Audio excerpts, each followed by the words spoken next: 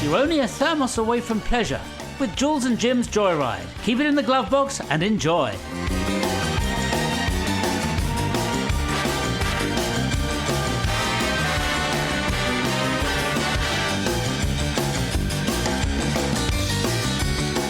Well, Jim, I'm delighted to welcome our guest, particularly on this show. Yes. She is a fantastic songwriter, an amazing poet, a person who's had a television shows. Yeah. There's maybe nothing that this woman can't or hasn't done. She's but Jules, incredibly talented. Who is it? It's Imelda May. Yes! It's Imelda May, and there she is. Hello. Well, hello, Imelda. How did you get here today? That's a good start, isn't it? Just got in a car. That's good. Right, well, we've covered that one. Do you drive? I do, but I learned to drive late in life. And then when I eventually passed my test, I won't tell you how many times I took it. Go on. No, I can't. I'll never live it down. Over or under 10? Oh, no, it's under 10. It's under 10? Yeah, it's under 10. So 9? No. All right, we'll leave it there. What was it that you weren't that good at? When I eventually passed, I passed with 0 faults. Nothing at all. So every time I was doing my test, I had no faults whatsoever, no minors or anything, and then something would happen at the very end. One, I was at the lights. I was just going amber and I was about to go, and just as I was heading, a little old man on a mobility scooter shot out into the middle of the road. Did you try and run him over? Well, no, I slammed my brakes on, but my front wheel was over the solid white line, so they failed me immediately. But I didn't know what the alternative was. You can't run him over. I definitely failed then. Yeah. When you were a kid, what did you go around in then? Well, my dad had various cars, and mostly I remember his legs sticking out at the end of them, where he was always underneath them. You know, out the window. No. Did he trick you? Didn't he take you to Paris? Oh, he took us all over the world with this car. I remember once the rust was so bad that if you sat on my mum's side, you could see the road through the car. Do you know what it was? He had a Rover for a long time. Can't go wrong with a Rover. And it was a navy Rover with red leather seats. Oh, lovely. And all 7 of us headed off to around France and Spain and Italy and that. But there was only room for 4 to sit in the back seat. So it was either me lying across them, or I used to sit in the footwell with my mother, where I used to look at the road going past. What, through the hole? Through the hole. No, but a continental road though, mind you. That's a holiday treat in itself. And at one point, when we were travelling along, it was my brother's turn to sit on the top, and he was so tall he had to stick his legs out so he could stretch his legs out. So his leg was sticking out? His legs were sticking out as they were driving out of the window. Legs sticking out is a feature, isn't it? It seems to be. What's that metaphor? I don't know. What is that? There was a couple of moments that I remember. One was that I remember the locks weren't great, the doors weren't great, and I remember we went around quite a tight corner, and you know we all would lean to the side, and then when we got up, my sister was gone, but the door... Not gone? Yeah, the door had opened. She'd fallen out. We didn't notice, and closed again as it went back in. So the door had opened and closed, and we turned and she was gone. And we all looked back and she was screaming on the road to the top of the road. And this is at the fell out of the Rover. There was another time, I don't think it was the Rover. I think it might have been a brown Toyota in the 80s. And I remember the windscreen wipers went. They went one way, but they didn't go back. So my dad... So they went once. They went once. And so my dad tied a string through along and then through the window. So we'd go for miles. It was like that for months. And every time it rained, they'd go, my mum would have to pull it back. No. And mum just sat there. That's a very good system of making everything work. And didn't he take you to Paris and park underneath the Eiffel Tower or something, or the Arc de Triomphe? Oh, we camped underneath the Eiffel Tower. Yeah. We woke up with the gendarme going crazy and dragging us out. And I remember we were all sleepy and Mum was shouting, "Get your hands off him!" And we were crying. We didn't know what was going on, but yeah, apparently you're not pitched supposed a tent under the Eiffel Tower. Yes. a big orange tent for 7. But I just remember Dad looking up at it going, God, this is a great spot. And we must have got here before everyone else. It was the middle of the night. I thought it was a campsite. What a great view. Oh, and here's another great view of Buckingham Palace. Who'd have thought we could pitch a tent in the Queen's Garden? He has his own way. Clearly. So you've been on tour a lot over the years. I mean, I remember being on tour with you in Australia. You tour around America. Is travelling something and touring something that you enjoy doing? I do. I love the tour bus. I can get really at home on the tour bus. Yeah, Is it a big one? A big one of those great big ones with kitchens and lounges?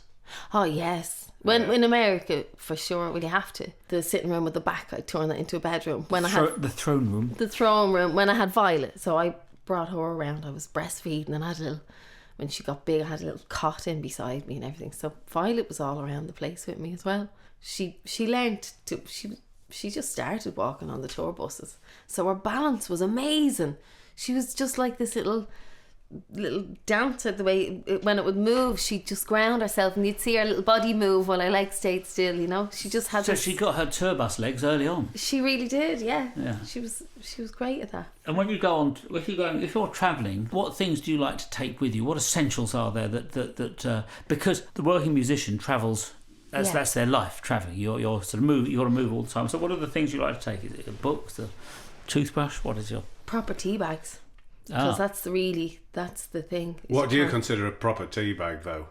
Well, I do like Lyons and Barry's good Irish tea. Really? Is that good? Because I would only have Yorkshire tea bags. They give you those little teeny tiny Lipton. Yeah, they're the worst. I don't want to say anything against Liptons, but they are the worst. They are the worst. You have to squeeze about 4 of them into one cup. And it comes out grey. It's grey. Horrid. It's a grey tea. No, you've got to get the right colour in it. So that would be my priority. Would be good tea bags and books. What do you like to read when you're on tour? Do you like books about travel or other subjects? I bring a lot of poetry on tour just because you can dip in and out of it easily, where sometimes you can't commit to a novel.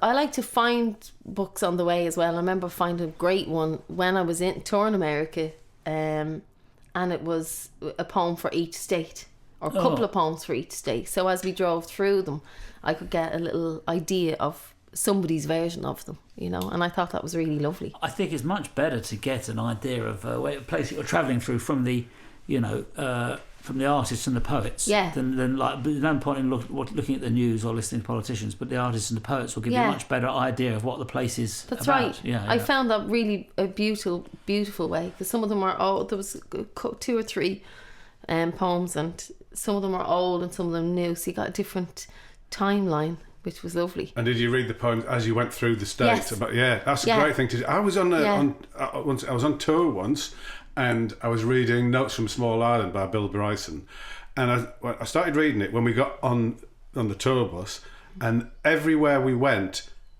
it actually featured in the book as I was reading it just by chance. Oh my God, so I'd be driving love that. through Saltaire near Bradford, and it would then be the next page. I'd turn the page, and he was talking about Saltaire, and then everywhere I went, I kind of followed this journey so he'd written the book on the same tour that we'd done. I remember I was reading Oscar Wilde when I was staying in L'Hotel in Paris, where he died. And it just felt, I don't think I was in the room that he died in, but it's a tiny little hotel. It's one of my favourites, actually. It's so gorgeous, and you look down, it's circular. It's really small and it's circular as you look down on the balconies. And that's I remember lying in bed. That's the one where he didn't like the wallpaper. That's right. He was one of us has to go, me or the wallpaper, as he was dying. One of my favourites of Irish poets is Pat Inglesby, and he's just magical. I suppose I was brought up with listening. Dad used to read me a lot of Spike Milligan, and then all various poets, and Oscar Wilde, and then Pat Inglesby, who is, I think, an unsung hero.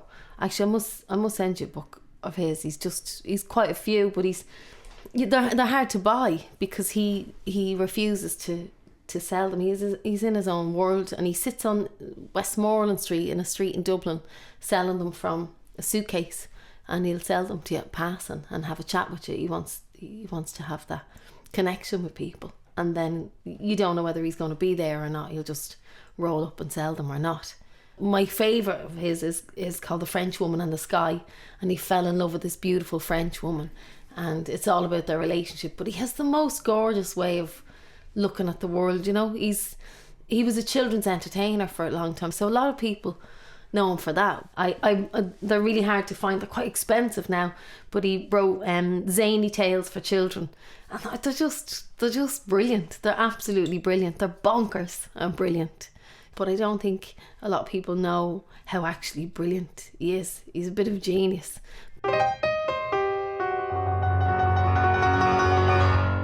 When we were kids, my dad used to get, we used to go off for a weekend in boat-top caravans around Ireland once a year. And my aunties and uncles did it, so we used to have about 5 of them. Not towed by the rover? No, with the horses. Oh, and we used to go around them. It was a convoy of the caravans, and when we park up, and then they'd let the horses free. We had a couple of riding horses with us that we go along the sides, and it was just magical. So that was your holidays when you were a kid? Yeah, in the gypsy caravans. And well, you used to have one, didn't you? A giant one. I had a showman's living wagon. It was like having an Edwardian sort of panelled cross, like between Sherlock Holmes's parlour and your sort of Nan's front room, with little curtains. And I took it to Glastonbury. Yeah. And there were sort of various people hanging out, and I met, and they said, "Oh no, we're camping. We don't have a wagon." And like this. Anyway, then there was torrential rain that night. You just heard it because it had a metal roof, clerestory roof, with a little sort of Mollycroft roof there, and heard of it. And I woke up in the morning, rubbed my eyes. I thought I'd get up to do my morning business, and looked on the floor. And there was the whole floor was writhing with people, and there were sort of friends and musicians and people who just all, to get out of the rain because their tents had flooded, were just sleeping on the floor, just crept into the wagon overnight. And there was a carpet of people had been sheltering from the rain. I chucked them all out. I said, "Did you know? Wagon. I didn't want to come here earlier. Well, you're not coming here now." The rain had stopped. What, they just crept it? You didn't know them? No. Well, no, I so vaguely knew some of them. I think, yeah. I think some of them might have been related to me. I can't remember. But yeah. I have a wagon. Have you? Yeah, I love mine. I use it as a spare room, so it's brilliant. I wrote most of one of my albums in it, and then, but it's mostly me and my daughter use it. We have little sleepovers and picnics when it's raining, and I love waking up to the sound of the rain on the top of it. We use it loads. She's a little portable DVD player with all our kids' movies on them, and then we just sit watching them with popcorn and sandwiches. Are you tempted to start dragging that around the country then with horses again? I'd love to, but I'd be afraid to move that one because it's a 1930s one, I think, and I've had it in the garden for a long time, so I'd be afraid if I moved it would just collapse. But I'd love to do that with Violet, to go around with the horses. It's such a lovely way to. I bet it's nice going around Ireland, isn't it, though, isn't it? Yeah, it was gorgeous. I went to I think it was a what's the big festival that's in Ireland? This was about 1990. I would probably fail. I went there, and we went on a bus, and I stopped somewhere right in the middle of Ireland, and there was a pub with a chip shop in it. Wow. And a fella pulled up in a Capri, but he'd sawed the top of it off with the chainsaw by the look of it. It was just hacked. So it was then a convertible. And he had a horn that went do-do-do-do, which I hadn't heard for years, and parked up outside this pub and said, "Come on, girls, get in!" And these 2 girls jumped in the back, and he zoomed off, going, I thought, this is Ireland, isn't it? I love that. What a great guy. I remember sawed the top of it off. Ronnie Drew was my friend's uncle, and he used to come from the Dubliners. You know Ronnie Drew? Yeah.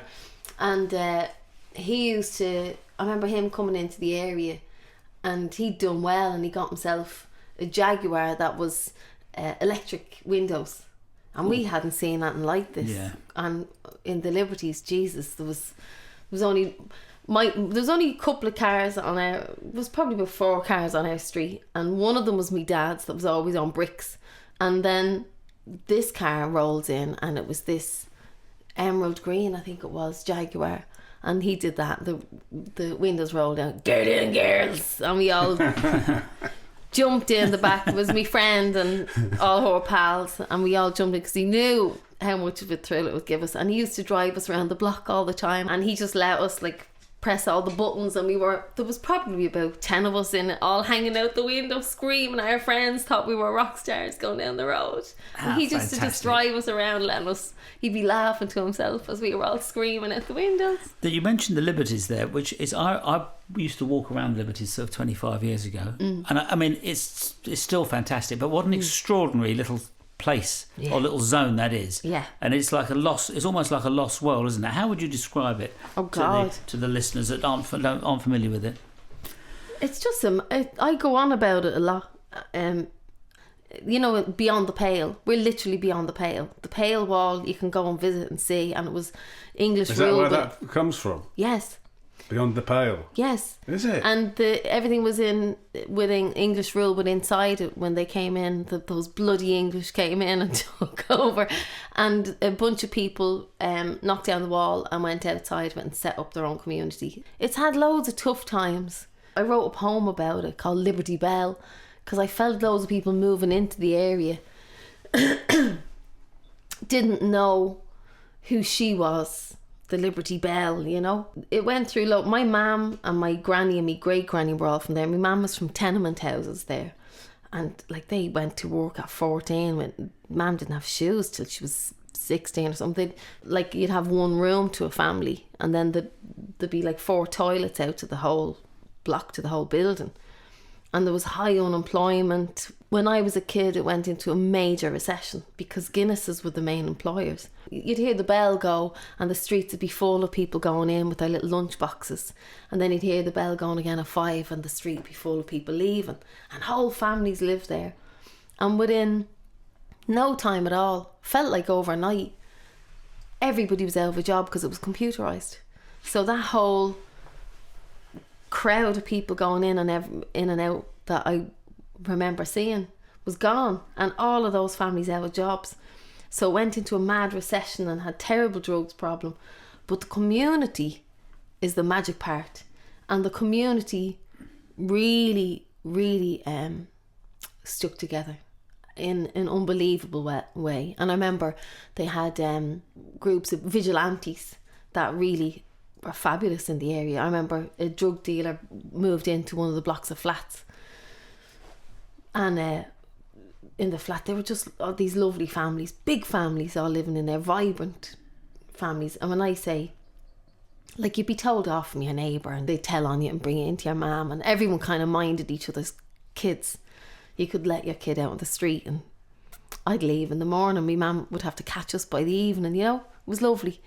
And I remember this drug dealer came into the flats and it started bringing loads of people in. I remember there was really people in an awful state, teenagers on the stairwells dying. I remember watching a neighbour trying to resuscitate one of them, and everyone had enough. And they'd called the police a million times and they didn't do anything about it. And I remember she went out to the shops, and it was this massive amount of people just descended on her flat, pulled everything she owned out of it, put it into the middle of the pit, filled it, covered it with petrol, lit it, boarded up. There was gangs of people. Really, within no time at all, the whole place was gutted, everything set on fire, and the planks of wood nailed into all the windows and doors. And she literally came back from the shops and saw that her place was it was over. And she screamed, went mad, but turned around and walked away. And that was it. The whole block of flats was kind of saved in, 30 minutes. The community is just magical, and you get so many characters, and I don't know why, but as a kid, for me, I seem to have been brought up in a time warp, because we'd go down to the same shops that my mum went to, and the old guys and the old women with the counter, the big right, counters, and I noticed weighing the butter. There was didn't buy butter separately. You'd weigh the butter and you'd weigh the sugar, And it was... No, I like that. So when I went there, maybe it must be 30 years ago or something, I first went there, and I thought, this is so great, because it was like being in the 1930s and 40s. Yeah. I go around the junk shops, and there was like endless old blokes with suits smoking, giving you a load of old tosh, and it was just fantastic. I loved it. And now, a message from our sponsors. Fancy a sandwich and something for the weekend? Why not try our combination bakery and family planning clinic? Krusty Kops, coils and condoms. Horses are the life of so many teenagers, and they get up at 5 a.m. and brush them down and take care of them and run them and bring them to the countryside and back and put them out to pasture in the parks and everything. And really take care of them, but the horses kind of saved some of the kids. That's a great... Exactly. No, horses are great therapy for lots of people, aren't they? Have you ever ridden yourself? Oh yeah. I think I was about 5 when my dad put me first on the back of a curry horse, and I was bareback riding. You know those beautiful, the big curry horses. What are they called? With the lovely furry... Huge big feet. The sort of like the... What are they? Not dray horses. A shire horse. Yes, the big shire horse. Great big ones, yeah. Yeah, and I remember bareback riding them. They're massive, but very gentle. Really, very, very gentle. There was one that I loved. Her name was Golf. Don't know why. And she was just so gentle and beautiful. And we'd ride her up and down the fields. And my dad trusted her. You know, she was... I remember my dad, one of the times we were on camels. If you're talking about transport and animals, we were on camels when we went to Morocco. Once we went on a day trip, one of those mad day trips. You get up at 3 o'clock in the morning, you know, and head off. We'd no money, and my dad had. I remember he said, "Which would you prefer, a nice dinner, or go to Morocco?" So we all said, "Go to Morocco." So my mum got some bread rolls and some water, and off we went on this boat.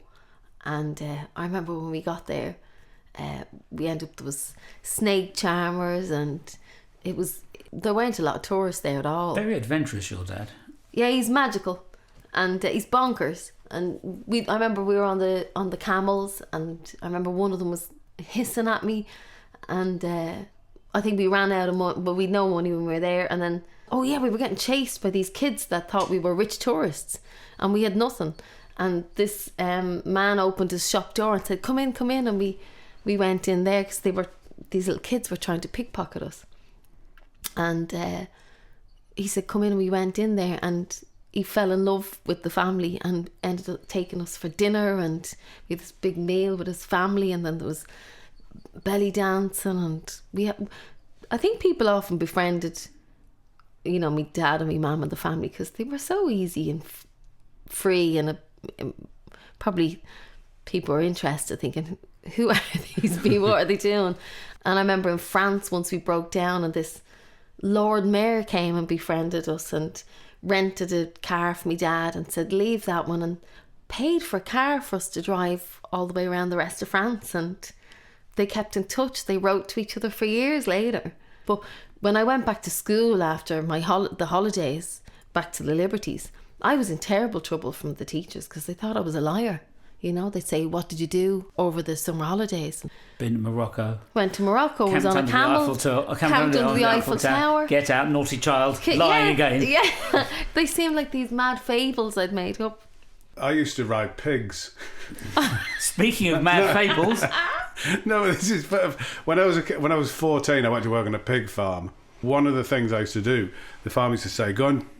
I had to test to see if a sow was ready to mate with the boar. He said, what you do is you sit on its back, and if she doesn't run away, she's ready to mate. So then I'll get her in the byre and then bring a boar in. So I had to go around and sit on the back of the pigs, and they'd quite often run off because they didn't want to be mated with. So I would ride around on the back of pigs because I thought, I'm on there now, I might as well enjoy it. How old were you? 14. Oh my God, that's fab. So while my friends were getting mopeds and stuff, I was riding around the town on pigs. I love that. You'd tear away. It'd be quite nice to have a gang of people riding pigs, wouldn't it? You wouldn't get that these days. Well, we could always start that. Yeah. Like a gang of hoodlums on pigs. Yes, exactly. Like they have gangs of, motorbike people, or we have pigs. Yeah. Saddler up. Yeah, exactly, yeah. Oink, oink, off we go.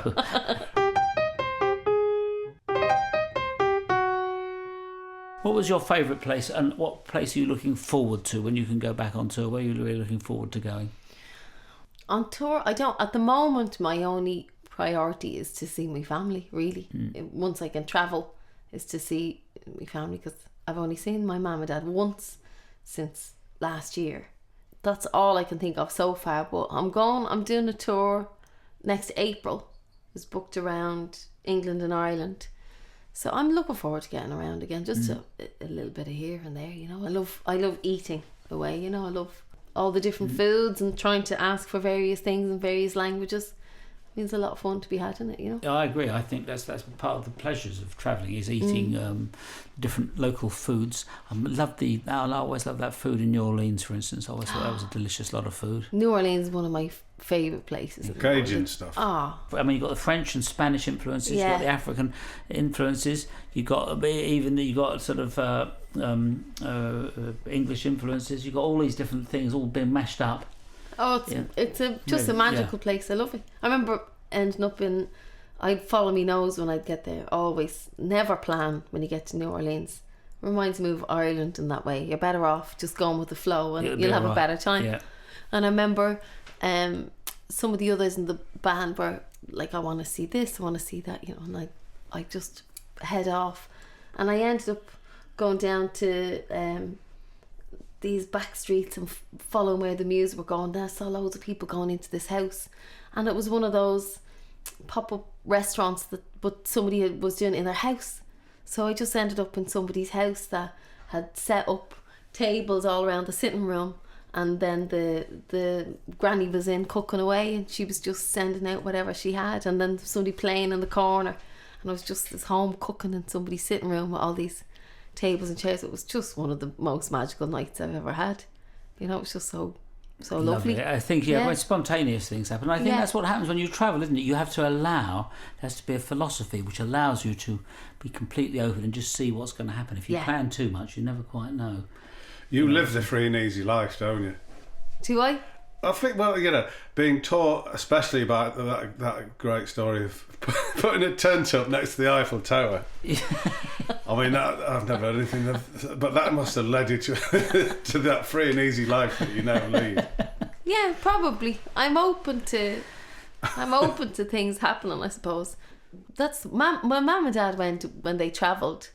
We wouldn't know where we were going. I think Mum's family were worried sometimes because there was not much of a plan other than getting there and we'd head around. But we always met people, so maybe that's where I get that free and easy vibe from. Let's see who we meet and see what happens. Yeah. Do you make friends everywhere you go? I mean, it's clear that Imelda and her family did. It's sometimes it can be tricky. I remember hitchhiking once. I had this idea when I was about 17 to hitchhike all around England. I was in the pub on a Friday night and I said, I'm going to hitchhike around England and qualify it by buying postcards and newspapers and things, and then be back in the pub on Sunday night. And I did this on my own. And the first night I stopped, I was in Grantham, and I decided I had nowhere to sleep. I just got out of a lorry and I went into a pub and started talking to these people and telling them my story. I said, I'll buy you a drink. And I went to the bar, turned around, and I saw them running out of the door. Thinking, this bloke's clearly insane. He's a weirdo. You go. Then I spent the night sleeping on a freshly cut field of corn, which had bristles about 2 inches long. And that was very uncomfortable. So I thought, now I'm going to go and bury myself into the corner of in the sand in a golf course. Of course. So I dug a hole in a sand pit in the golf course and buried myself in it. Got wet. So it all turned out disastrously. Yeah. But you can try and make friends, and sometimes appear too strange. I remember once you reminded me of, we used to have hitchhiking races, me and my friends. There began a few of us, and you'll see who can get to the west coast of Ireland the quickest. So we go from Dublin. And we do that on the way back. But if you told whoever it was you were getting... And we always had guys and girls. We were safe enough about it. But I remember when you'd tell whoever it was what you were up to, then they'd really get involved. Well, I wasn't going there, but we are now. And their foot would go down, and you'd have a landmark that you'd try and meet each other. And that's the time, I think, was before some of the beautiful roads are built now. So it was like an 8 or 9 hour journey on a coach. So, but we'd be trying to... It's only like 3 hours now. But we'd be trying to get there hitchhiking. It was just... And you wouldn't have... We didn't have mobile phones, so you'd only know when you got there. You'd be looking to see in the distance, are they there? Did we win? And points were on whoever was the loser. You know, that is a very nice way to proceed. It was lovely. And it's all about proceeding. And of course, the thing is, as you're saying, if you've got the right sort of poetry books, you can just sort of escape to anywhere without actually having to travel anywhere if you don't want. It takes you somewhere else, sort of metaphysically, which is quite nice. I wonder if this show takes anybody metaphysically to elsewhere. I think we've been to quite a few places today. We have. Yeah. Been all around the world. Yes. On camels and horses and pigs. Oh, yeah. That's right. Actually, we have. I don't think we've ever travelled on... That's right. We have travelled all around the world on camels and horses and pigs. It's a podcast first. Yeah. Well, thank you very much for being our guest today and taking us to such extraordinary and beautiful places. And we look forward to seeing you again soon when the world goes back to normal. And thank you for joining us today, Imelda May. Thank you. Thank you. Thank you.